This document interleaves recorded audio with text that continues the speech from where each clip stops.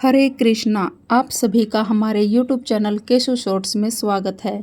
और जैसा कि आप सबको पता है कि हम हर रोज़ अपने चैनल पर श्रीमद् भगवत गीता के पाठ की वीडियो डालते हैं।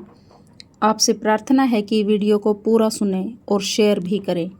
और इस वक्त पितृपक्ष चल रहा है और पितृपक्ष में श्रीमद् भागवत गीता का पाठ करना और सुनना दोनों ही शुभ होते हैं। इससे हमारे पूर्वजों को शांति मिलती है। हमें भगवत गीता का पाठ सुनकर और पढ़ने के बाद उसका फल हमारे पूर्वजों को अर्पण कर देना चाहिए। तो चलिए वीडियो शुरू करते हैं। जहाँ से हमने कल समाप्त किया था, हम गीता का पाठ आज वहीं से शुरू करेंगे। हे राजन, कुंती पुत्र राजा युधिष्ठिर ने अपना अनंत विजय नामक शंख बजाया तथा नकुल और सहदेव ने सुघोष और मणिपुष्पक शंख बजाए। महान धनुर्धर काशीराज, परम योद्धा शिखंडी, धृष्टद्युम्न, विराट, अजय, सात्यकी, द्रुपद, द्रौपदी के पुत्र तथा सुभद्रा के पुत्र, महाबाहु पुत्र आदि सबों ने अपने अपने शंख बजाए। संजय ने राजा धृतराष्ट्र को अत्यंत चतुराई से यह बताया कि पांडु के पुत्रों को धोखा देने तथा राज्य सिंहासन पर अपने पुत्रों को आसीन कराने की यह अविवेकपूर्ण नीति श्लाघनीय नहीं थी। लक्षणों से पहले ही यह सूचित हो रहा था कि इस महायुद्ध में सारा कुरुवंश मारा जाएगा। भीष्म पितामह से लेकर अभिमन्यु तथा अन्य पुत्रों तक विश्व के अनेक देशों के राजाओं समेत उपस्थित सारे के सारे लोगों का विनाश निश्चित था। यह सारी दुर्घटना राजा धृतराष्ट्र के कारण होने जा रही थी, क्योंकि उसने अपने पुत्रों की कुनीति को प्रोत्साहन दिया था। इन विभिन्न शंखों की ध्वनि कोलाहलपूर्ण बन गई, जो आकाश तथा पृथ्वी को शब्दायमान करती हुई धृतराष्ट्र के पुत्रों के हृदयों को विदीर्ण करने लगी। जब भीष्म तथा दुर्योधन के पक्ष के अन्य वीरों ने अपने अपने शंख बजाए, तो पांडवों के हृदय विदीर्ण नहीं हुए। ऐसी घटनाओं का वर्णन नहीं मिलता, किंतु इस विशिष्ट श्लोक में कहा गया है कि पांडव पक्ष के शंखनाद से धृतराष्ट्र के पुत्रों के हृदय विदीर्ण हो गए थे। इसका कारण स्वयं पांडव और भगवान कृष्ण में उनका विश्वास है। परमेश्वर की शरण ग्रहण करने वाले को कभी किसी प्रकार का भय नहीं रह जाता, चाहे वह कितनी ही विपत्ति में क्यों न फंसा हो। उस समय हनुमान से अंकित ध्वजा लगे रथ पर आसीन पांडुपुत्र अर्जुन अपना धनुष उठाकर तीर चलाने के लिए उद्यत हुआ। हे राजन, धृतराष्ट्र के पुत्रों को व्यूह में खड़ा देखकर अर्जुन ने श्री कृष्ण से ये वचन कहे। युद्ध प्रारंभ होने ही वाला था। उपयुक्त कथन से ज्ञात होता है कि पांडवों की सेना की अप्रत्याशित व्यवस्था से धृतराष्ट्र के पुत्र बहुत कुछ निरुत्साहित थे, क्योंकि युद्ध भूमि में पांडवों का निर्देशन भगवान कृष्ण के आदेशानुसार हो रहा था। अर्जुन की ध्वजा पर हनुमान का चिन्ह भी विजय का सूचक है, क्योंकि हनुमान ने राम तथा रावण युद्ध में श्री राम की सहायता की थी, जिससे राम विजयी हुए थे। इस समय अर्जुन की सहायता के लिए उनके रथ पर राम तथा हनुमान दोनों उपस्थित थे। भगवान कृष्ण साक्षात राम हैं और जहाँ राम रहते हैं वहाँ उनका नित्य सेवक हनुमान होता है तथा उनकी नित्य संगिनी वैभव की देवी माँ लक्ष्मी, माँ सीता उपस्थित रहती है। अतः अर्जुन के लिए किसी भी शत्रु से भय का कोई कारण नहीं था। इससे भी अधिक इंद्रियों के स्वामी भगवान कृष्ण निर्देश देने के लिए साक्षात उपस्थित थे। इस प्रकार अर्जुन को युद्ध करने के मामले में सारा सत्परामर्श प्राप्त था।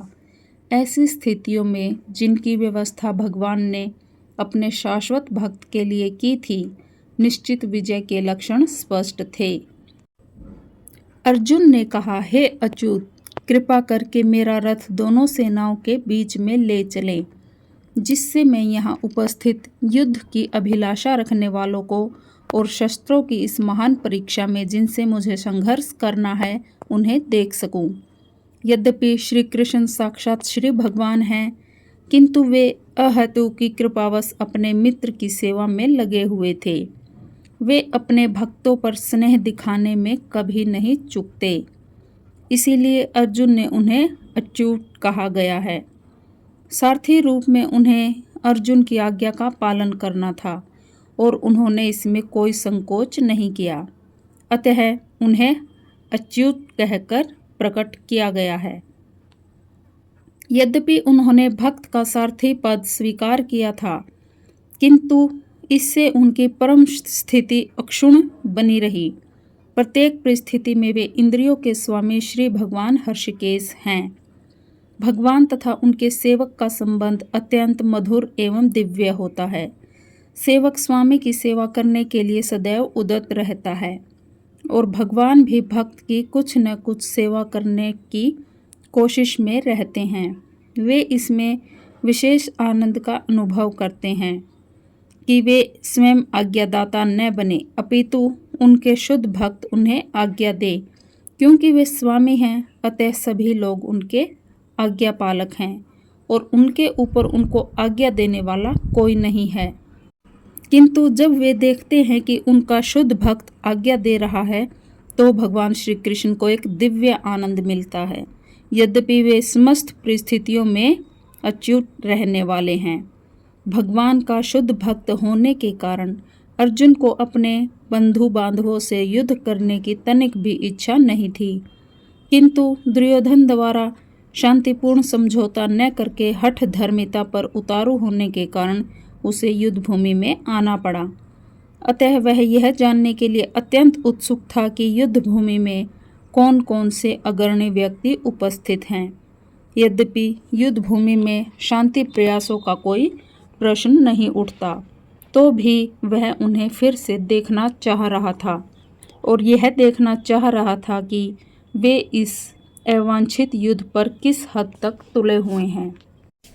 मुझे उन लोगों को देखने दीजिए जो यहाँ पर धृतराष्ट्र के दुर्बुद्धि पुत्र को प्रसन्न करने की इच्छा से लड़ने के लिए आए हुए हैं। यह सर्वविदित था कि दुर्योधन अपने पिता धृतराष्ट्र की साठगांठ से पापपूर्ण योजनाएं बनाकर पांडवों के राज्य को हड़पना चाहता था। अतः जिन समस्त लोगों ने दुर्योधन का पक्ष ग्रहण किया था, वे उसी के समानाधर्मा रहे होंगे। अर्जुन युद्ध प्रारंभ होने के पूर्व यह तो जान ही लेना चाहता था कि कौन कौन से लोग आए हुए हैं, किंतु उनके समक्ष समझौता का प्रस्ताव रखने की उसकी कोई योजना नहीं थी। यह भी तथ्य था कि वह उनकी शक्ति का, जिसका उसे सामना करना था, अनुमान लगाने की दृष्टि से उन्हें देखना चाह रहा था। यद्यपि उसे अपनी विजय का विश्वास था, क्योंकि कृष्ण उसकी बगल में विराजमान थे। संजय ने कहा, हे भरतवंशी, अर्जुन द्वारा इस प्रकार संबोधित किए जाने पर भगवान कृष्ण ने दोनों दलों के बीच में उस उत्तम रथ को लाकर खड़ा कर दिया। इस श्लोक में अर्जुन को गुडाकेश कहा गया है। गुडाका का अर्थ है नींद, और जो नींद को जीत लेता है वह है गुडाकेश। नींद का अर्थ अज्ञान भी है। अतः अर्जुन ने कृष्ण की मित्रता के कारण नींद तथा अज्ञान दोनों पर विजय प्राप्त की थी। कृष्ण के भक्त के रूप में वह कृष्ण को क्षण भर भी भुला नहीं पाया, क्योंकि भक्त का स्वभाव ही ऐसा होता है। यहाँ तक कि चलते अथवा सोते हुए भी कृष्ण के नाम, रूप, गुणों तथा लीलाओं के चिंतन से भक्त कभी मुक्त नहीं रह सकता। अतः कृष्ण का भक्त उनका निरंतर चिंतन करते हुए नींद तथा अज्ञान दोनों को जीत सकता है। इसी को कृष्ण भावनामृत या समाधि कहते हैं। प्रत्येक जीव की इंद्रियां तथा मन के निर्देशक अर्थात हर्षिकेश के रूप में कृष्ण अर्जुन के मंतव्य को समझ गए कि वह क्यों सेनाओं के मध्य रथ को खड़ा करवाना चाहता है। अतः उन्होंने वैसा ही किया और फिर वे इस प्रकार बोले। भीष्म, द्रोण तथा विश्व भर के अन्य समस्त राजाओं के सामने भगवान ने कहा कि हे पार्थ, यहाँ पर एकत्र सारे कुरुओं को देखो। समस्त जीवों के परमात्मा स्वरूप भगवान श्री कृष्ण यह जानते थे कि अर्जुन के मन में क्या बीत रहा है। इस प्रसंग में हर्षिकेश शब्द का प्रयोग सूचित करता है कि वे सब कुछ जानते थे। इसी प्रकार पार्थ शब्द अर्थात प्रथा या कुंती पुत्र भी अर्जुन के लिए प्रयुक्त होने के कारण महत्वपूर्ण है। मित्र के रूप में वे अर्जुन को बता देना चाहते थे कि अर्जुन उनके पिता वसुदेव की बहन प्रथा का पुत्र था, इसीलिए उन्होंने अर्जुन का सारथी बनना स्वीकार किया। किंतु जब उन्होंने अर्जुन से कुरुओं को देखो कहा तो इससे उनका अभिप्राय था कि क्या अर्जुन वहीं पर रुककर युद्ध करना नहीं चाहता था। कृष्ण को अपनी बुआ प्रथा के पुत्र से कभी भी ऐसी आशा नहीं थी। इस प्रकार से कृष्ण ने अपने मित्र की मनोस्थिति की पूर्व सूचना परिहासवश दी है। तो आज के हम हमारे गीता के पाठ को यहीं समाप्त करते हैं। आगे कल की वीडियो में हम आगे पाठ करेंगे। अगर आपको वीडियो पसंद आई हो तो वीडियो को ज़रूर पूरा सुने, बीच में न छोड़े, और वीडियो को लाइक, शेयर और चैनल को सब्सक्राइब जरूर करें और घंटे का बटन दबाएं। भगवान श्री कृष्ण आप सब पर अपनी कृपा बनाए रखे। हरे कृष्णा।